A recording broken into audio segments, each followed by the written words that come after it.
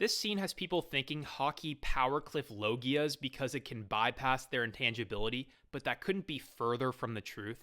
Peckham specifically says cocky Logia users don't survive in the New World, not the entire Logia class. Because this class is stated to be the strongest Devil Fruit type multiple times throughout the story pre and post time skip. Think about this for a second. Excluding elemental counters, Logias are the only Devil Fruit class where Haki is a requirement to even land a finger on them. That is objectively an advantage. That's not them getting power cliffed, man. And we have seen a plethora of Logia users easily be able to deal with Haki in the story even before Haki was fully fleshed out. This is because they are fast enough and have good enough observation to reform around these Haki attacks. Monet even tells Tashigi this directly. Haki is not enough to defeat a Logia. If she had a Zoan Devil Fruit, I don't think she would have lasted as long.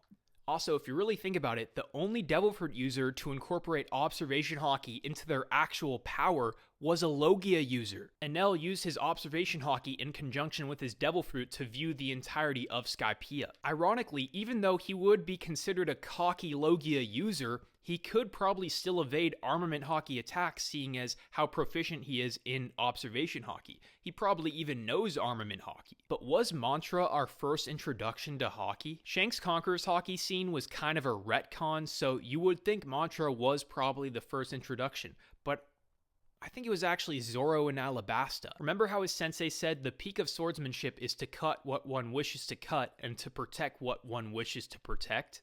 Zoro was able to use that ability to cut steel for the first time, and it seems this was the first use of Haki, because this ability is seemingly referenced later in the story by Hyogoro, and he basically calls it Haki. But looking at this definition again, was Zoro really the first to use this? Let's look back to chapter 99, shall we? This is where the Dark Kingslayer lacerated Kobe's pistols into cereal. As you may already know, courtesy of me, this is not only the first use of Iaido, the sword draw technique that Zoro uses, but it also seems to be the first use of the Breath of All Things, the technique that Hyogoro and Zoro Sensei described.